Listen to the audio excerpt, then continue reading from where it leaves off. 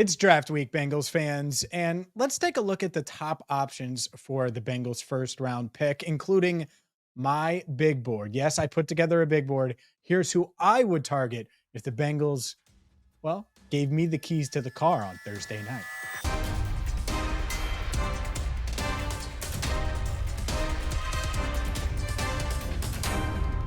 Hi again, everyone, and welcome into Cincinnati Bengals Talk. Hit that subscribe button, ring the bell, check out our all-name draft, which we had on Tuesday night on Enter the Jungle. And yeah, the NFL draft is almost here. By the way, all of our draft coverage brought to you by Rivertown Inquiry.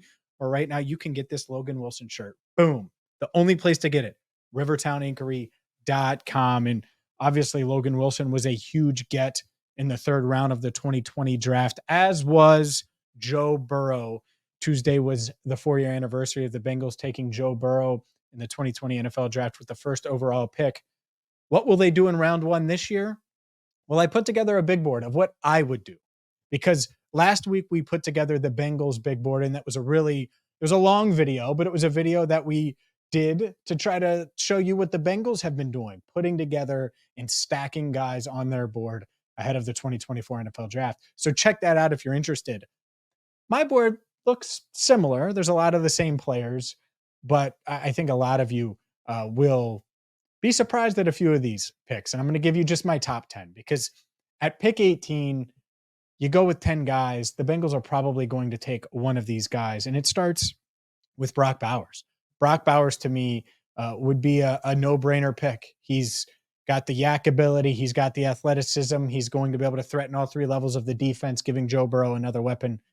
Come on, it makes a ton of sense. I don't think he'll be there, but he would be at the top of my board of realistic candidates. I'm not including the Marvin Harrison Juniors or the Roma Dunzes or guys like that that probably aren't going to be there. By the way, if they are there, take them. I don't think they will be, so I didn't put them in this ranking. Olu Fashanu from Penn State, the offensive tackle. He played left tackle at Penn State. I think he could play left or right tackle in the NFL. You obviously train him to play both because versatility matters, and he can be your long-term answer at right tackle. Third, and this is going to surprise some people. I get it. He's got haters out there. But Amarius Mims is who I'm taking. I think he's the most likely candidate of these three to be there at 18. And he's third on my board.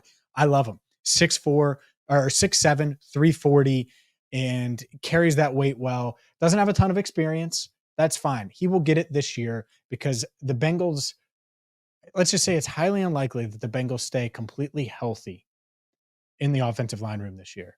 And so let's say a guard goes down. Well, I think Amarius Mims is athletic enough to play guard at a high level. Yes, at 6'7", I do. I think he moves well enough to do it if you wanted him to do that. I also think he can absolutely play either tackle spot for you. Obviously, he was a right tackle at Georgia. That's what you're drafting him to be here in Cincinnati. Orlando Brown Jr. on one side, Trent Brown on the other, and Amarius Mims. Maybe he comes in and competes for that job day one, played in big games at Georgia. Someone that I really, really like. He's third on my Bengals big board, followed by Talise Fuaga. And look, Fuaga is someone that I think some of these draft analysts will have as a guard. The Bengals might view him as a guard. I think he's a really, really good football player. And I struggled with this because I have J.C. Latham right behind him. And Latham not testing certainly hurts his case a little bit. He didn't run the 40-yard dash and do the 3-cone drill and do all of those things. By the way, that hurts Amarius Mims too. Amarius ran, but he didn't do all of the testing as well. But overall, I think Fuaga just edges out Latham a little bit. If I had to guess out of these three, Mims, Fuaga, Latham, I think the Bengals would have Latham higher than I do. I think they would have Mims above Fuaga. Could be wrong on that. They may view him as a tackle. And if they do, there's a lot to like. I do think, though, that the Bengals view some of these guys that everyone's assuming are offensive tackles as more guards in the NFL. So far, my big board: Brock Bowers, Olu Fashanu, Amarius Mims, Talise Fuaga, J.C. Latham, and here we go. Let's get into defensive tackle. Byron Murphy at number 6. I think he's going to be long gone. He's getting some top 10 buzz this week. We'll see if that's the case. But even so, if he's there at 18, there's a really good chance he's the top player on your board. And the top player on the Bengals board, he's 6 for this exercise. 7 is Quinyon Mitchell. And I would have a real hard time passing on Quinyon Mitchell, even for Byron Murphy. The tiebreaker, why Murphy is higher, is pretty simple. I value getting after the passer. And if you get that interior pass rush, if you get the right guy that can do that and be a great run defender, that's really, really hard to find. Quinyon Mitchell is really, really hard to find too, because I think he is a number one corner. He's the top corner on my board, might very well be the top corner on the Bengals board. He has aced the pre-draft process every step of the way. He's been awesome. The Senior Bowl, where Charles Burks, by the way, the Bengals secondary coach, was there working with Quinyon Mitchell. The combine, blew the combine out of the water, and he was dominant at Toledo. He looked like an elite player in the MAC. And that's one thing. If you look like that and then you don't go to the Senior Bowl and dominate, he dominated at the Senior Bowl as well. Number 8 is Johnny Newton out of Illinois.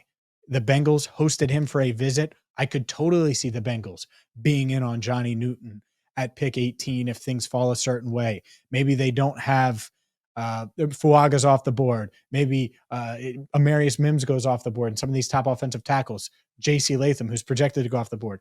And Newton sitting there, Quinyon Mitchell's gone, and it's Newton or Terion Arnold. Well, I think they're going to take Johnny Newton from Illinois. So we will see, but I think he is in play at pick 18. And I wouldn't have said that a month ago. I think the top 30 visit certainly mattered. And I think the Bengals reevaluated. They checked their board, and Johnny Newton has stayed pat as one of the top prospects on their board. And he's certainly one of the top prospects on my board. The final 2 out of the top 10, Troy Fautanu.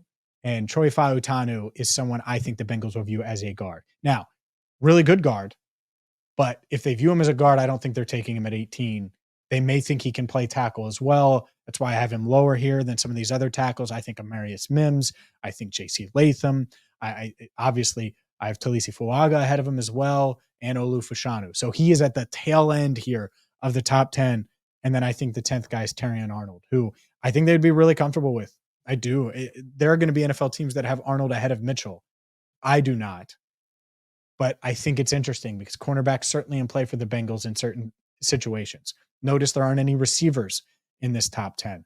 The one receiving option is Brock Bowers for good reason, I think. I think the Bengals will pick one of these 10 players on Thursday night. I know that's not a bold prediction. That's not the point of this exercise. The point of this exercise is to show you what my board would look like if Duke Tobin called and said, hey, what's your board look like? We need it. Well, here's the top 10. Obviously didn't include quarterbacks, didn't include guys like Joe Alt, Marvin Harrison Jr., Malik Neighbors, Roma Dunze, all expected to go. If any of those guys are there, you take them. They fly to the top of my board. All of them would be at the top of my board. But they won't be there. We will be at Paycor Stadium on Thursday night. I still have a predictive mock draft. I will predict every single pick that the Bengals make throughout the 2024 NFL draft coming up. And make sure you get to rivertowninquiry.com, like I said. For Andrew Fox Miller, I'm James Rapien. We are almost there, Bengals fans.